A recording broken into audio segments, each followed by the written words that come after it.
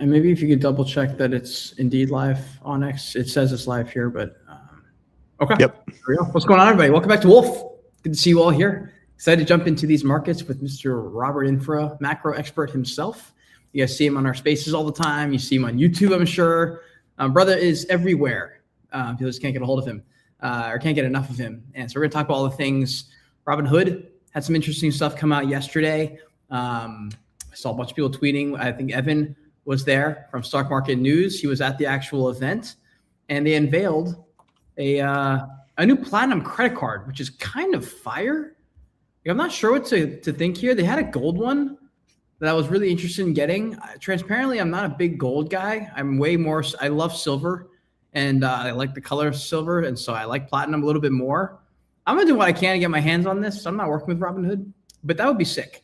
A lot of people were excited about it. The post blew up. I think his post got like a few million hit. Yeah, he got 2.5 million views. Incredible.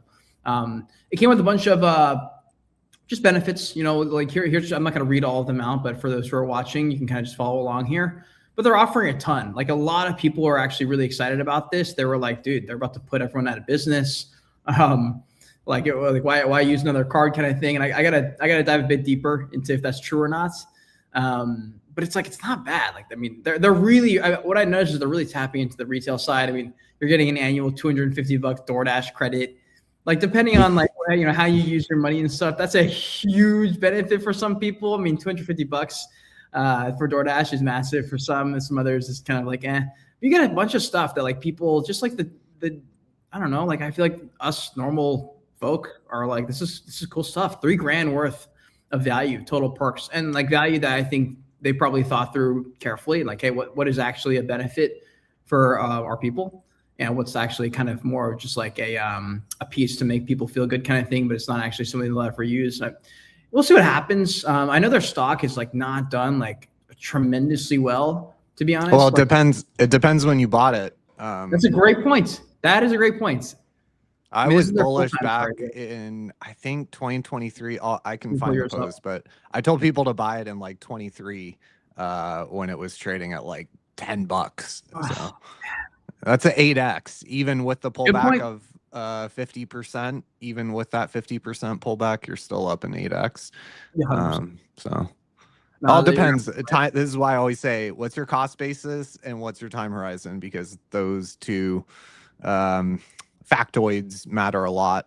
And yeah, 1,000%. It's the same with like the Bitcoiners. Like, yep. I think that's where some of the nuance gets lost in some of our discussions. Like, you got guys in the space who've been in Bitcoin since the beginning, and so then they're like, dude, who cares if it's 80 or 100K or 200K, or, you know, if it drops to 20, like I'm still good because they got such a low cost basis. So that's if you bought it, but if you bought it 120K, matters a lot. Yeah. So yeah, most definitely that 100% matters. It matters if you're a trader, if you're an investor as well. But yeah, I mean, Robert, tell me a little bit about, I guess, what you're feeling with. I mean, maybe we can start with Hood actually, just for a few minutes. I mean, they just had this big announcement. They're kind of all over the timeline right now. All I'm seeing is Robinhood posts, probably because I liked a post and I quote tweeted it. And so now for the next 15 hours, I'm going to be Robinhooded out. But where are you seeing this? I mean, it's definitely tied to the crypto markets as well. Not a bunch of crazy good price action. But, you know, I'd love to get some of your thoughts. Well, I mean, it kind of looks like it set a floor here, 71. So you kind of got this downtrend here, and then it obviously accelerated here, kind of the waterfall capitulation kind of price action. But yeah, it kind of looks like IGV, similar. And Bitcoin. So yeah, I think a lot of stuff is probably putting in a bottom, if anything. Crazy how they move a little bit together. It's like so much like the crypto markets. Like if Bitcoin moves, typically the rest of crypto is following, you know? Yeah, I don't think Robinhood owns Bitcoin, like on their I don't think they do either. Company. But yeah, but the algos are programmed that, you know, retail equal Bitcoin. Retail, you know, so, you know, more trading activity when Bitcoin is, you know, making news, I think is probably the reasoning. But yeah, it kind of looks like software, which I was talking about a bottom there too. Looks like a lot of stuff is Bitcoin included, kind of set, is, putting in a floor, kind of basing here. So yeah, probably bullish. If I had to pick on Robinhood one direction, I'd probably say, I mean, I don't know. This sell-off is kind of falling knife. But let's see about the VRVP. Yeah, there's pretty decent buying volume here in this kind of range here. And yeah, you kind of sort of retested this prior high. So resistance turned into support. But if it fails, yeah, you could, see a move down to 50. On the fundamentals, I think I'm really bullish on Hood still. I don't own any, but yeah, I think I'm a customer and I'm not, sponsored or anything like that, but I think it's good. I mean, they came out with like, one of my complaints was I would have to use TradingView or Webull, a little bit more kind of advanced to look at order book and the tape and that kind of thing, options, charts, that sort of thing. I still think Robinhood doesn't have options price action for individual contracts, but they really did a massive update with this, forget what they call it, Legend, I think. Robinhood Legend, is that?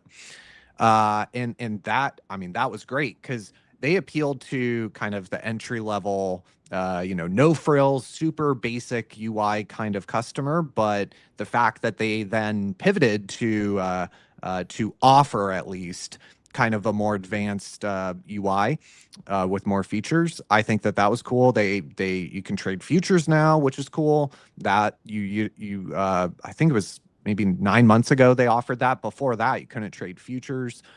So that was pretty cool. And yeah, when it comes to like the banking, if you want to call it that, the banking element, I think that's pretty cool. I used to have an account, when I forget what they call it, Robinhood Cash or whatever. And again, just kind of as a customer, I thought it was pretty cool.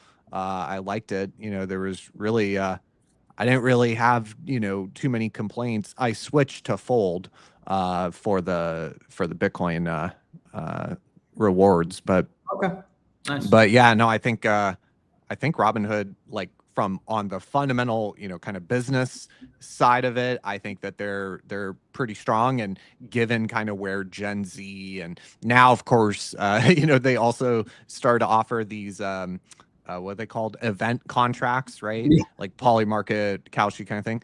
And so, yeah, I think, that is obviously the direction that the younger folk are moving in, is good on them from a business perspective to offer that stuff.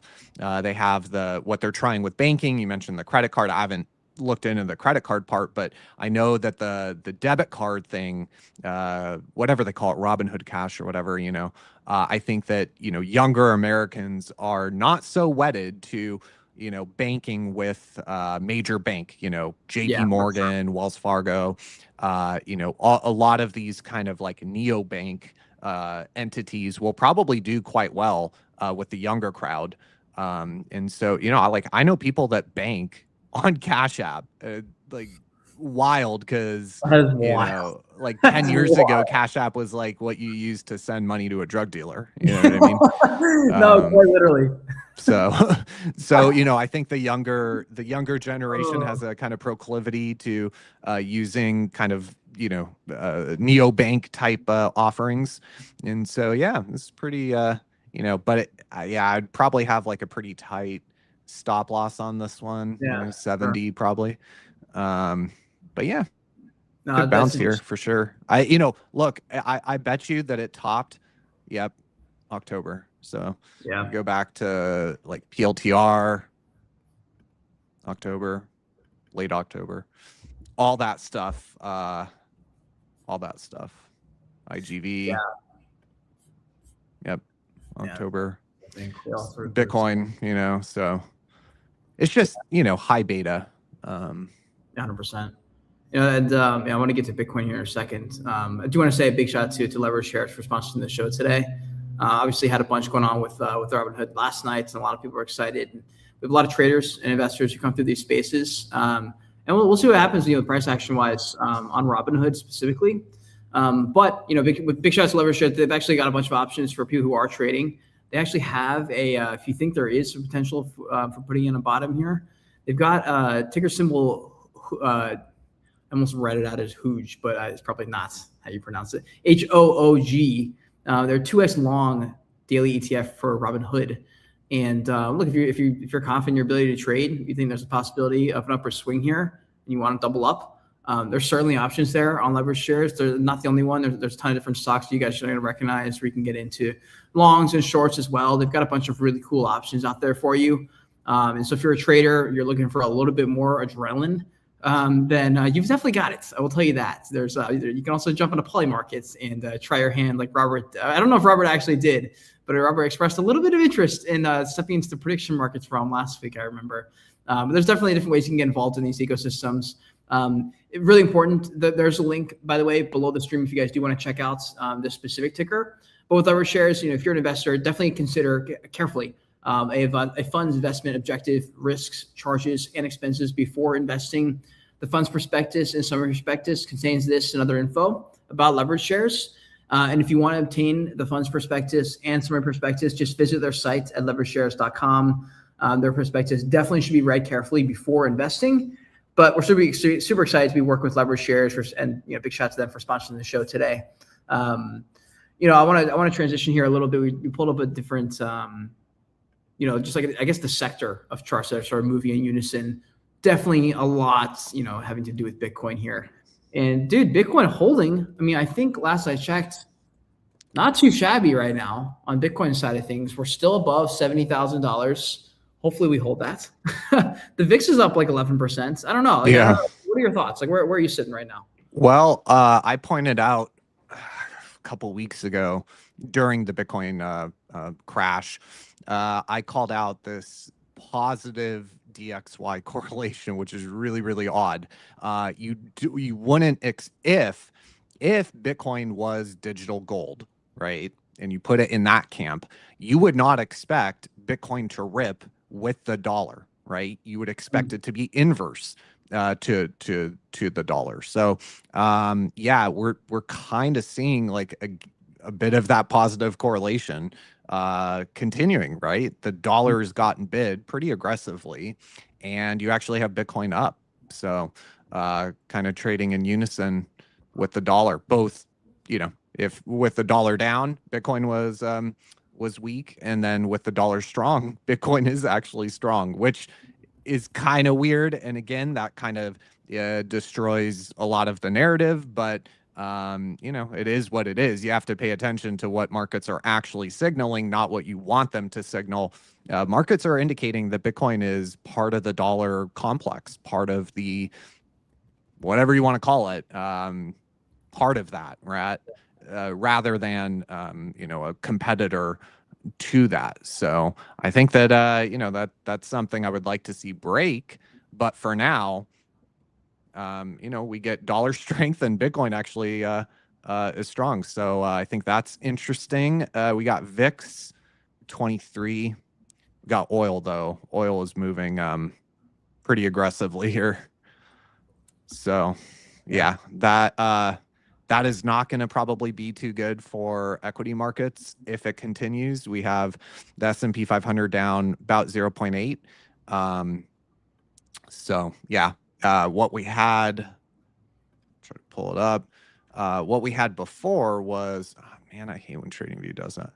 We had oil as a good inverse to what the S&P 500 was doing. So as oil was moving up, S&P 500 was moving down. Here, I'll invert this one. So you could look at oil as the geopolitical kind of barometer for what people are not hoping for, but expecting when it comes to geopolitical risk.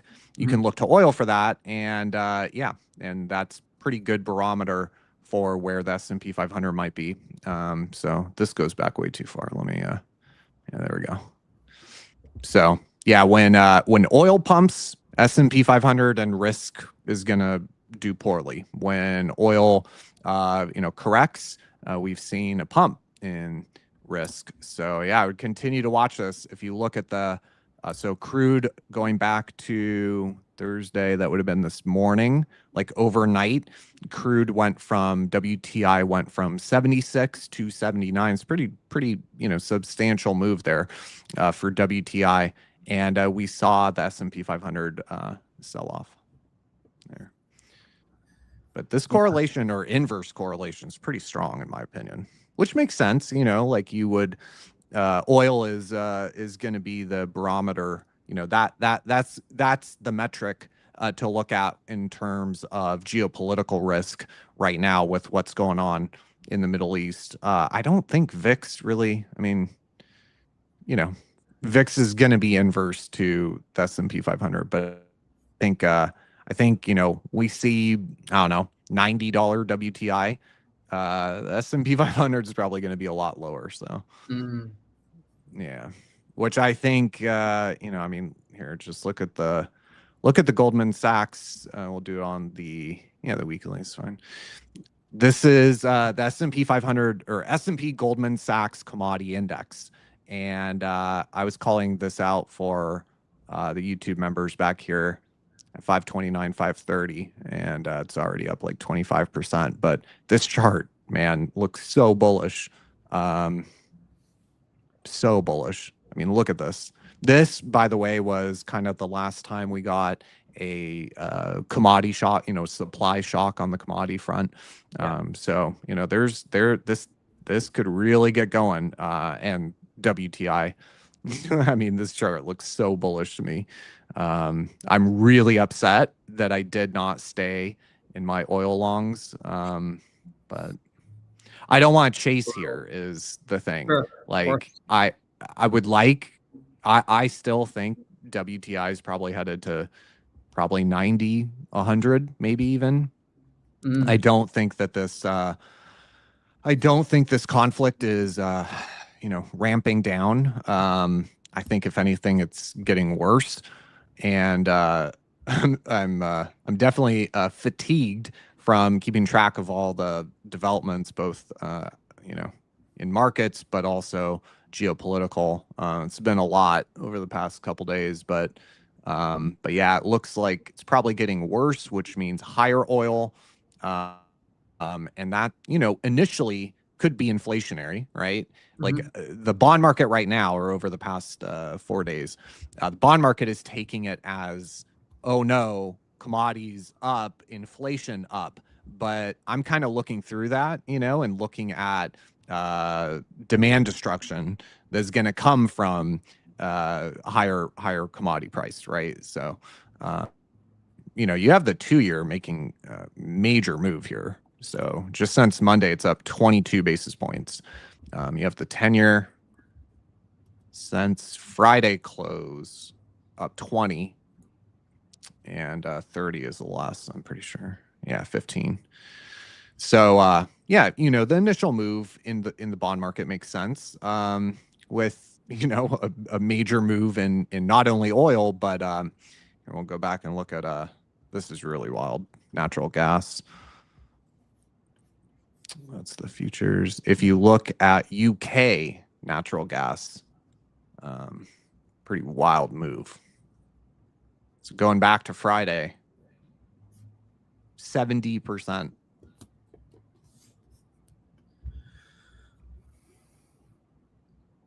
Jesus. The question here, I'm not sure if you want to stay on this, but you'd mentioned that you're kind of trying your best at least to keep track of everything that's going on. Obviously, there's a ton going on in the Middle East. What are your thoughts on like that? For a few people have texted me now, and I'm like, they're getting into like Palantir. They're looking to get into some of these defense stocks and things like that. And I'm like, that's probably a good idea. Like if we end up, like it'll probably keep doing well. Obviously, Palantir's done really well in the last week. It's up like 15 or 20%, I think. So it's like, they're basically buying the top of the retail pump. It seems like more than likely. But, and I'm kind of curious to hear your thoughts. I mean, I've heard every single possible directional take on if we end up having more and more scaling into war, how the stock market is going to perform. But then you've got different sectors in the stock market. It seems like they're not always correlated. You can have a massive bull run in AI stocks and tech stocks and have everyone else just kind of flatlined. What is your thoughts? Yeah, I mean, Palantir, I don't know, kind of looks, I don't know. I don't really like it. It looks like a bear market rally. Yeah. More, like a little short squeeze. The chart, I think, is probably headed lower. Brutal. I don't know. It looks like it needs to pull back more. It definitely pulled back a lot. But the problem, so at the low to pull back 38%. But the problem is if you go back to like the breakout back here, it went up 1,000%, right? So yeah, it pulled back 38%, but from what? After what move? So the fact that it went up 9x, I think you need more than a 38% pullback. The chart just kind of looks like it's not, it's just kind of perched up there, like precarious.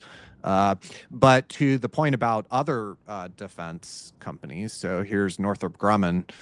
It is obviously pumped. We'll go to the daily. Yeah, it obviously gapped up huge on Monday after the war had broken out. But it had been pumping before that, like going back to late December, it had gone on a pretty massive pump. Look at RTX, Raytheon, same deal. Lockheed Martin, same deal. Honeywell, same deal. General Dynamics, not as much. And Boeing obviously has, other issues there with Boeing. But, man, I don't know about Boeing. Kind of brutal what's going on with Boeing. But I don't know. It just, I wouldn't personally buy it here.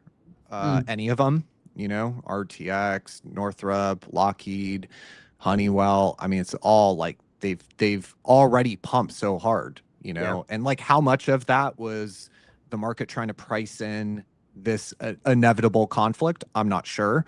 I would guess, a fair bit of this move is, is that. So, yeah, I probably wouldn't touch them. I mean, look at the selling. Oh, that's the weekly. Yeah. Like you have a big, huge gap up like that on Raytheon, and it's just all selling. There's a pretty large volume gap there. Here, I don't know.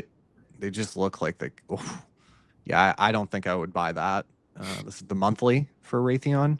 Here's the monthly for Northrop, Lockheed. I mean, I was bullish on these. I used to have a, like a long-term, going back to Hood, I used to have like a long-term kind of traditional investing sort of a portfolio. And I had Hood. I had Hood. I had Lockheed. I had Northrop. I had a bunch of, I think I had Eli Lilly. I was bullish on them. It's pain because like what I did was sold all that and put it in Bitcoin.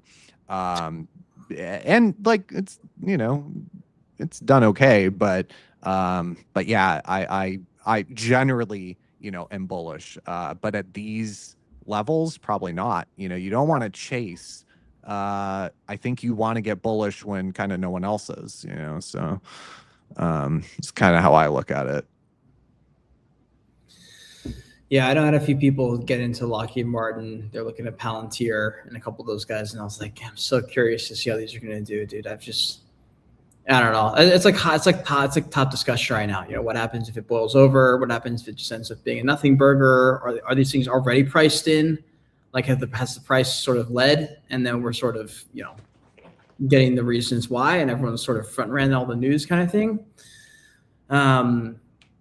It's a tough one, man. I mean, what are you paying attention to right now? Like, what's top of mind? Like, you've been scrolling through all these charts. Like, what stocks stick out to you? Are there any of the? I mean, I don't know. I doubt crypto is sticking out, like any of the altcoins and stuff like that. So, like, what sticks out to you right now that people should be paying attention to more? CoreCivic looks good to me. Kind of. I mean, it's kind of weird, like bull flag here, but not necessarily defense companies, right? But like prison kind of companies.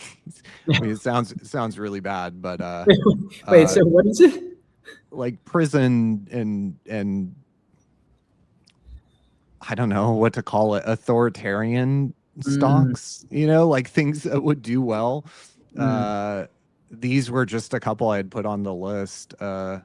Smith & Wesson, Ruger, Powell. I think this is a firearm company. But like Geo Group, right? They had pumped going into the election, for Donald Trump. I'm pretty sure Geo just got a big, huge contract with DHS for something for domestic, almost detainment camps. I'm pretty sure Geo just got like a really big contract, but that kind of thing, Axon. I mean, this doesn't. A lot of these moved going into Trump, like that's kind of the problem.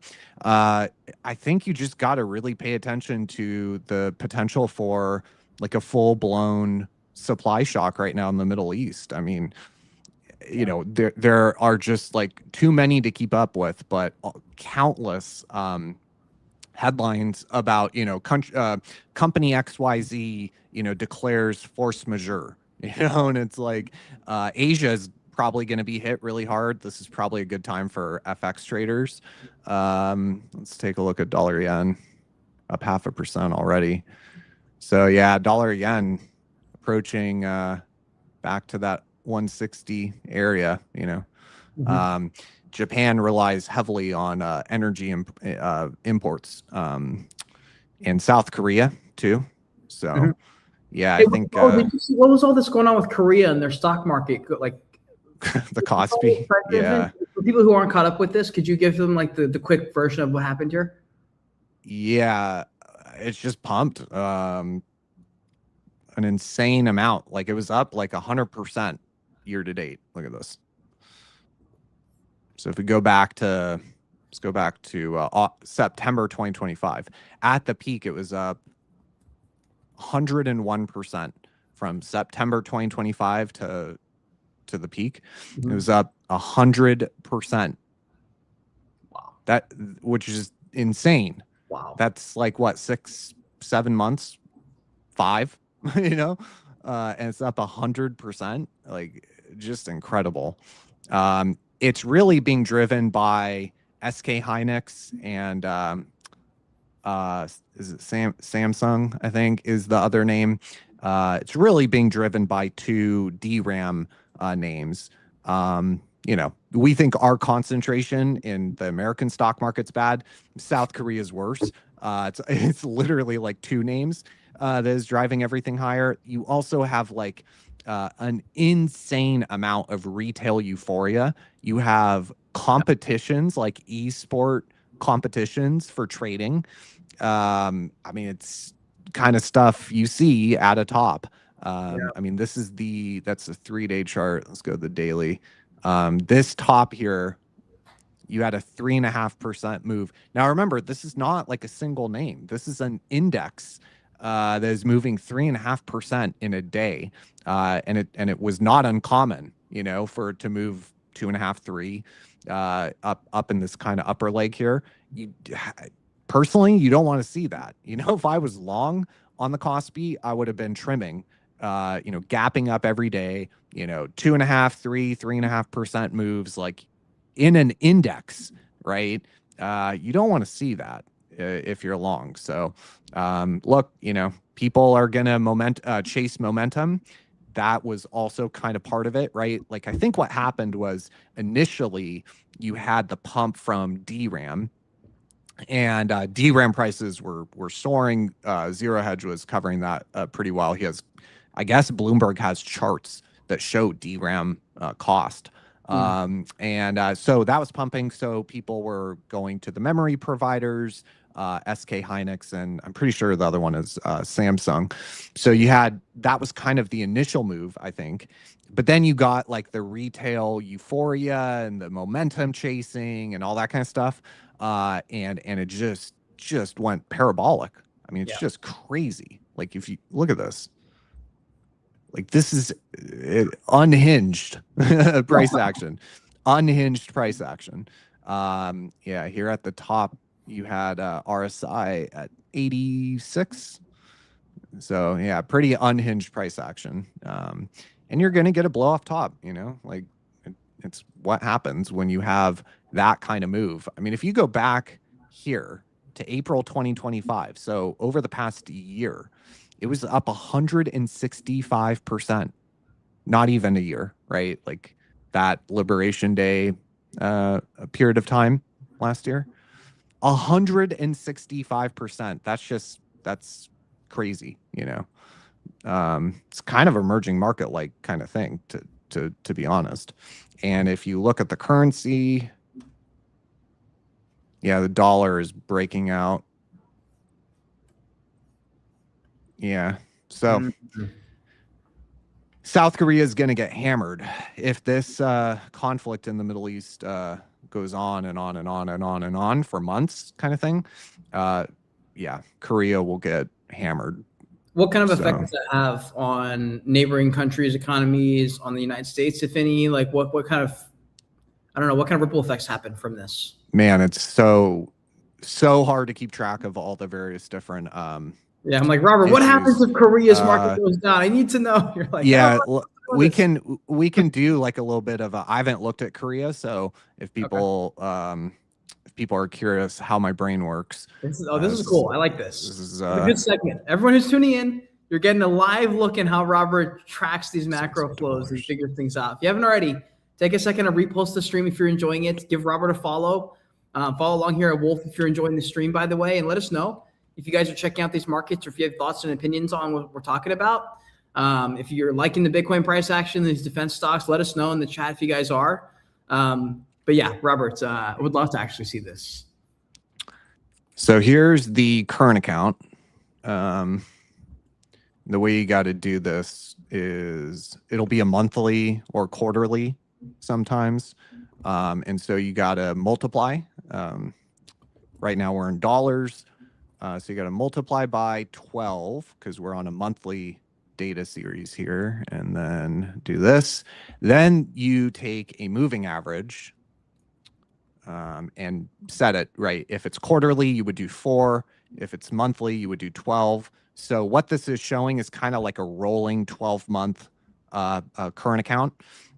This is pretty incredible. This is probably why Scott Bessent, unfortunately for foreign country GDP, it's really kind of unfortunate. The only data that TradingView gives is a World Bank, right, which displays in dollars, but it's only once per year. You only get one GDP. Now you can get real GDP here sometimes. There's more high frequency, but then that's inflation adjusted. So you have to like calculate in the inflation. I mean, it gets kind of complicated. So yeah, it's kind of unfortunate, but I bet if you were to look at this as a share GDP in dollars, 121 billion surplus, do real GDP, or we can compare to last year, 1.92.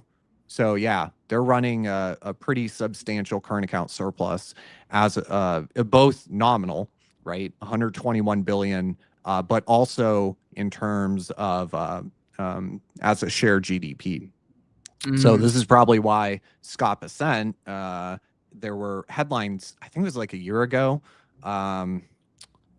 There were headlines where Scott Bessent was talking about them and their currency, right? So here is KRW dollar, Korean won dollar. So as the line is going down, the won, the Korean currency, is weakening. As the line is going up, the Korean won would be strengthening. You know, you should not, it made sense here, right, to see the currency weaken, right? Their current account was approaching zero, almost flipped into deficit. But here, right, look at that. Like their current account just exploded due to the digital memory, right? SK Hynix and Samsung. Yep. And their currency weakened, right? So that is manipulation, according to Treasury Secretary, and that's why I think I want to say it was like mid 2025. I think it was after Liberation Day.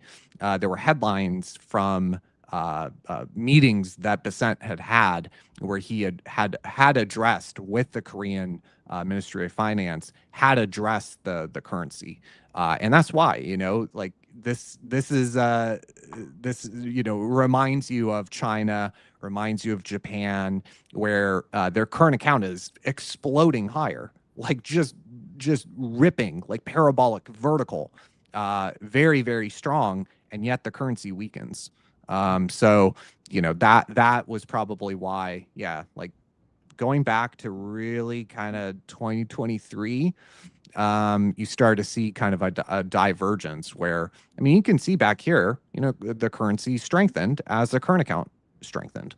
And with a little variation here, there's kind of a delay, by the way, because we're taking a 12-period moving average, right? So there's a bit of you have to factor in an offset, but generally, going back to 2023, their currency has weakened despite the fact that their current account has exploded higher.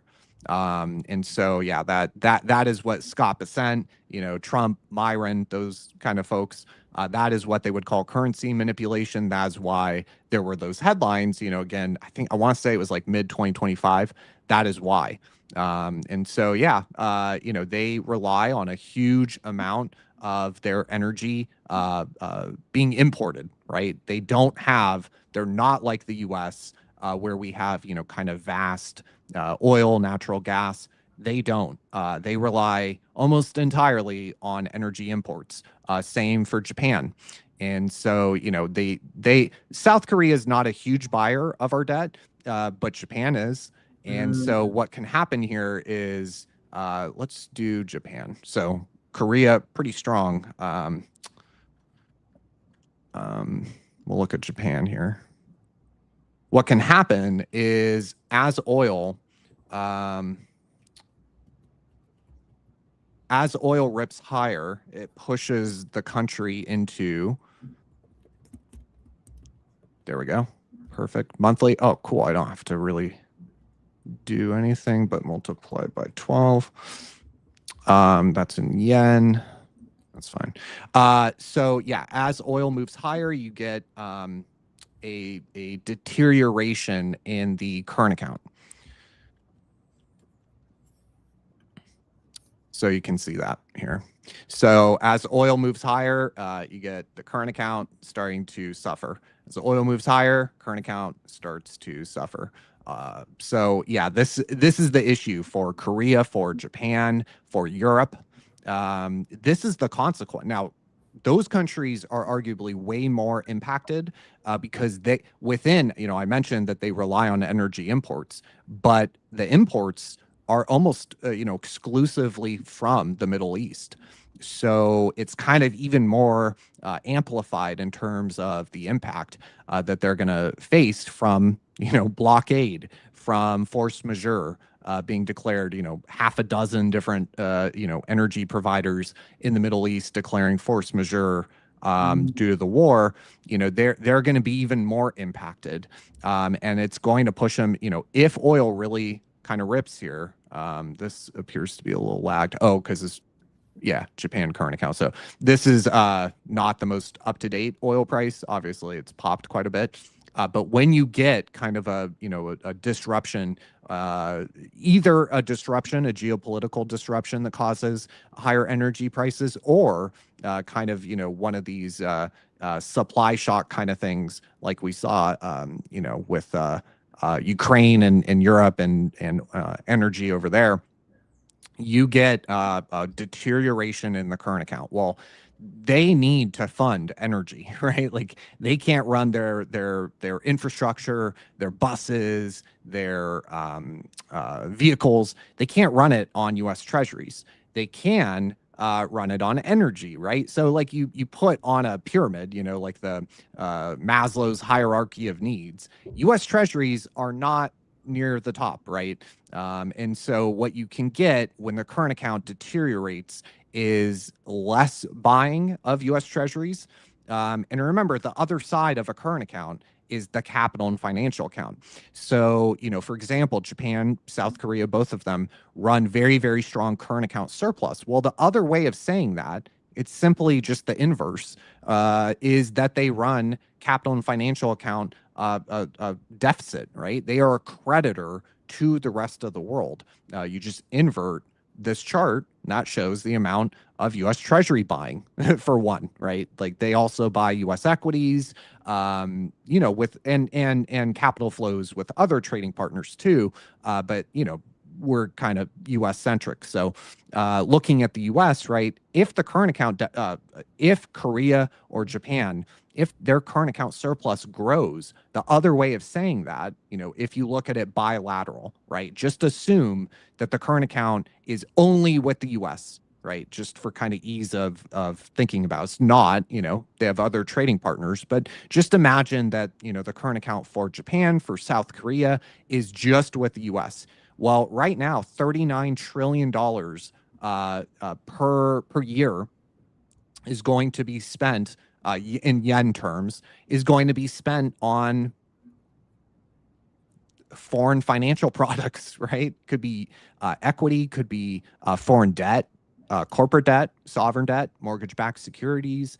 Because the inverse of the current account is, for Japan and Korea, the ability or the degree to which they are a creditor to the rest of the world. So if their current account deteriorates, the other way of saying that is that they are crediting less to the rest of the world. And again, we're kind of trying to think of it in U.S. terms. So right now, with a very, very strong current account surplus, because this is before oil started to spike, 39 trillion yen per year would be going into financial assets in the U.S., right? If we assume, again, I know it's not how it is. I know they have other trading partners, but just for ease of kind of thinking about this, 39.2 trillion yen per year are going to go into U.S. Treasuries, U.S. corporate bonds, mortgage-backed, real estate, U.S. equities. Well, if the current account starts to deteriorate due to a spike in oil, like we've seen before,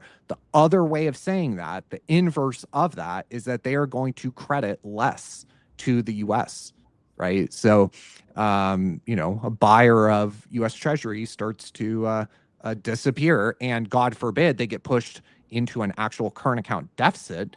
Does not look like Japan has had a current account deficit for a while now. But, there could even be selling of U.S. Treasuries. If they get pushed into a current account deficit, you could actually get a selling of some of the foreign exchange reserves that they've accumulated, a huge amount. Japan is, like up in the 2 trillion, or excuse me, 1.2 trillion. Yeah, $1.3 trillion worth of foreign exchange reserves that they have accumulated.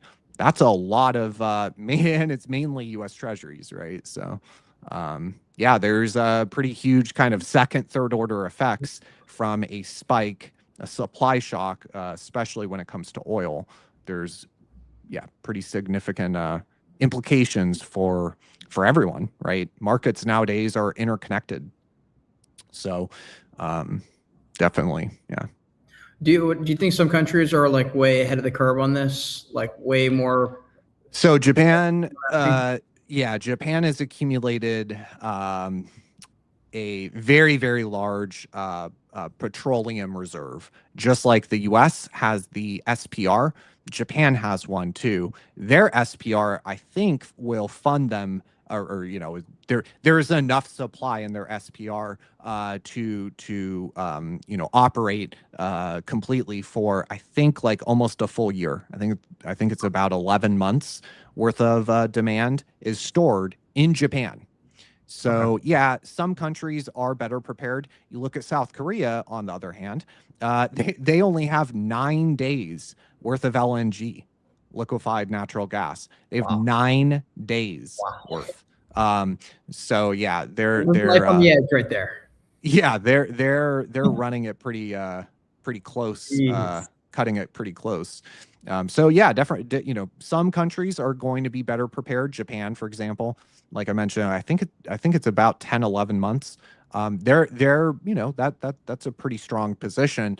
South Korea does not appear. Look, with South Korea, kind of to tie it into what we were talking about before, one of the other headlines with the KOSPI was that they were, I didn't look, you know, there's so much going on. I didn't read too much into it, but I saw a headline that there was some kind of you know, $30 billion plan to support market stability plan in South Korea, because, you know, their stock market is down pretty significantly. So I think from the peak, like just over the past 2 days, let's see.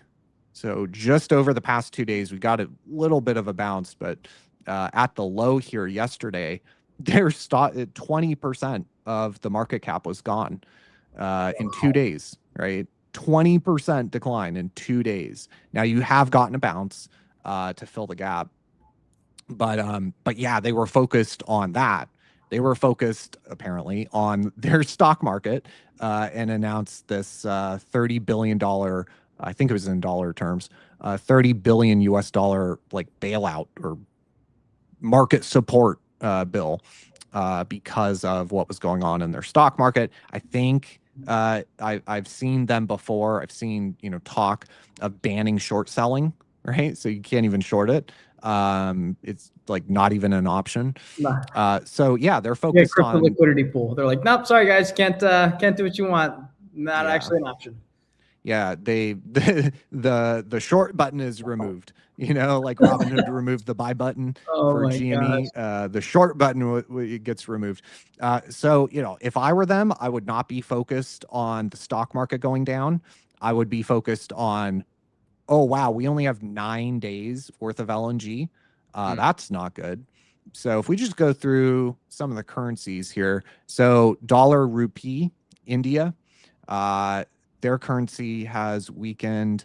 I thought I had this organized by geographical area, but dollar euro has seen a pretty large move. I want to say it's like almost 2%.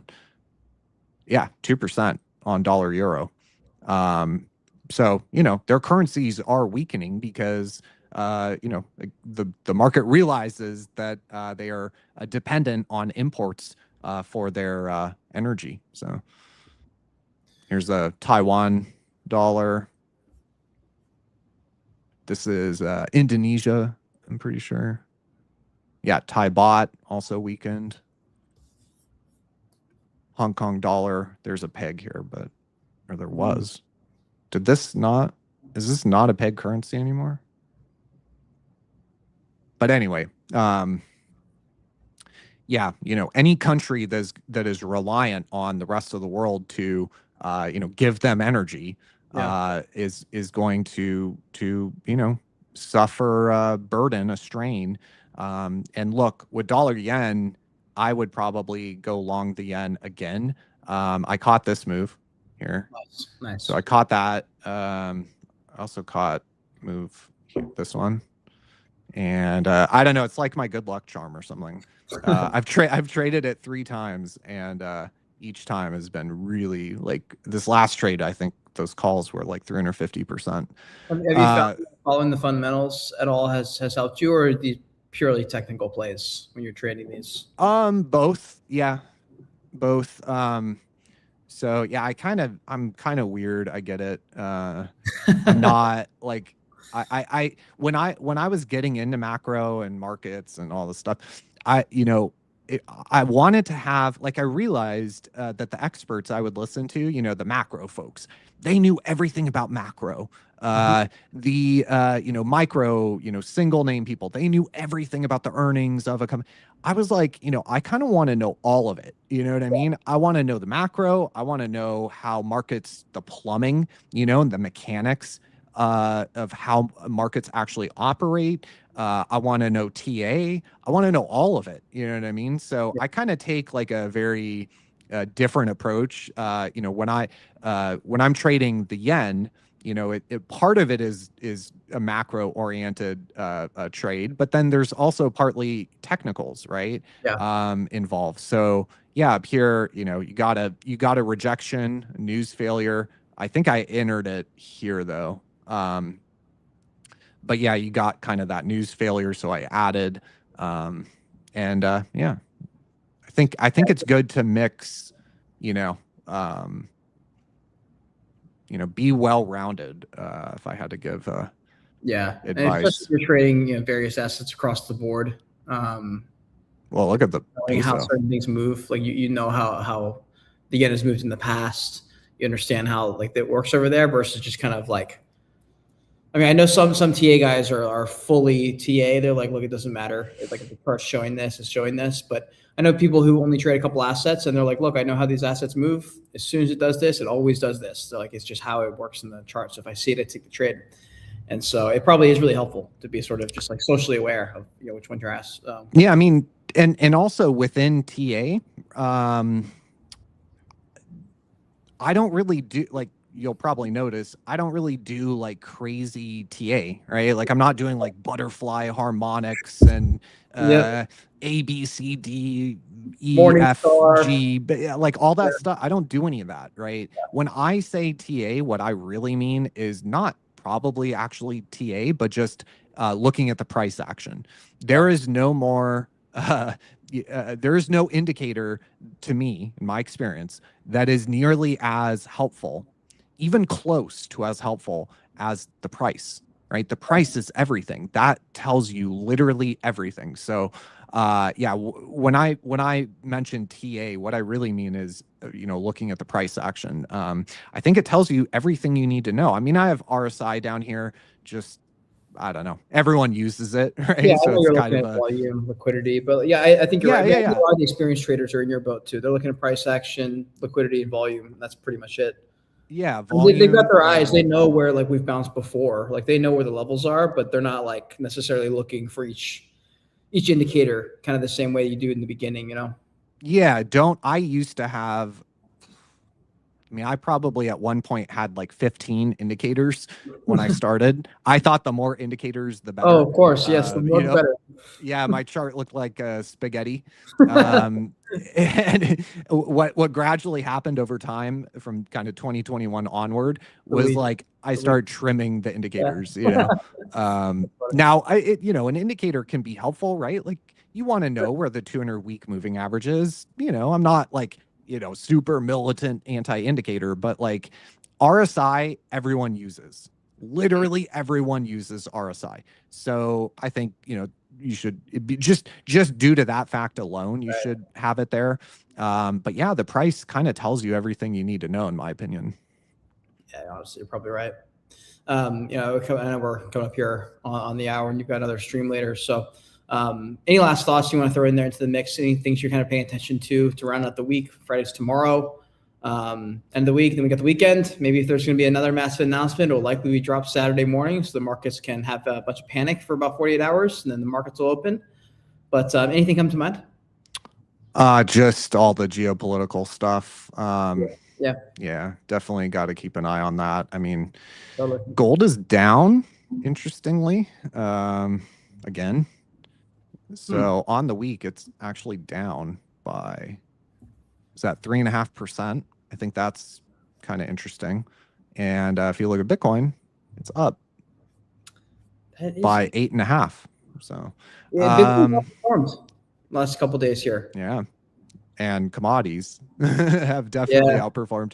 So yeah, again, it's the kind of thing where like, I didn't enter, I was looking and I just got lazy and forgot to actually like follow through with it. I was looking for a commodity ETF that tracked something like this. I found a couple, but they would get wrecked from the contract roll. Because most commodities, you're only talking about really futures. You have roll issue, kind of decay or whatever you want to call it. And I just kind of forgot to follow through with it. But commodities are probably what everyone should be watching right now, just given the amount of supply disruption and supply chain disruption. I would definitely keep an eye on oil. Man, this chart looks so good. To me, just going back to what we were talking about with TA or price action, it looks like it wants to make a massive move here, like at least 90. But look, there's a ton of headline risk right now. This is a very, I would just say keep an eye on headlines, because if you do, be very conscious of risk, because in an instant you can get a headline and things will just move, almost unbelievable amount. So, there's a ton of headline risk. Definitely keep an eye on headlines, but I would say probably commodities are in currencies, FX vol is, definitely heating up. So, like the euro, I think I said 2% since the war broke out. That's pretty major move. So yeah, euro's weakened a lot. This war is going to really disrupt countries like, in Europe, but also South Korea, Japan. There's all sorts of kind of interesting geopolitical news coming out. Russia, right, and what they're going to do with their energy exports. There's just a lot, man. I've gotten like 8 hours of sleep since the war broke out. And so, yeah, there's too much to try to keep up with. It almost feels like, but I would say definitely, expect higher volatility. I would say, definitely keep an eye on oil, but, commodities kind of generally are starting to really rip here. And crack spreads and stuff are really ripping. So, yeah, definitely commodities, currencies. That's probably, risk will take a tumble, like if this Iran news if it gets worse, risk is definitely not going to do well. High beta stuff, like Palantir we were talking about. But I think the real driver right now is in commodities. And that, is trickling into things like the bond market, but we're getting a pretty gnarly bear flattener here, which is generally not, too good. So for bonds. But again, I'm looking through that with my TLT trade. I'm being patient in terms of adding to that position, because I got 10 months on it. Yeah, about 10 months. So I'm being patient with that, because I'm looking through, just to finish up here, I'll show everyone this. So everyone's talking about higher oil price and obviously the impact that is going to have on inflation, which is, okay. But look at what oil did going into 2008. Oh man, this chart doesn't have to do the WTI SPL. So going into 2008, oil just absolutely ripped. Here from 07, from December 06 into June 2008, oil 141%. That would be very, it'd be what, like $180 oil now? 100, if we had another 140% move, just kind of for comparison of like what we're talking about. Like $160, $170 oil. That was going into the GFC. Right. So like, yeah, could you get like an initial inflationary impact from higher oil? For sure. But, demand destruction is a real thing. The only cure for high prices is high prices. So if you look through that initial impulse, inflationary impulse, if you can look through that, I think it's very, very, if this continues, I think it's very, very negative for growth. And I think it could, put us into a recession. I would also watch, there's just so much. I would also watch credit spreads. So credit spreads have started to kind of perk up here. Now they're still very tight, to be sure, going back, but they're starting to perk up. So you have issues in private credit that I would definitely keep an eye on. Blue Owl is just kind of one that I've been tracking. But all the private credit BDC sort of names, they all kind of look like this. So private credit, definitely keep an eye on that. That could cause a credit event. So and that would definitely cause a recession. So yeah, there's just a lot, man. There's a lot. Trying to keep track of all of it, but but it's a lot. Yeah. You're doing a great job, and I think people who are watching and sticking along definitely appreciate it. You're not getting the full story on TV. You just literally just aren't.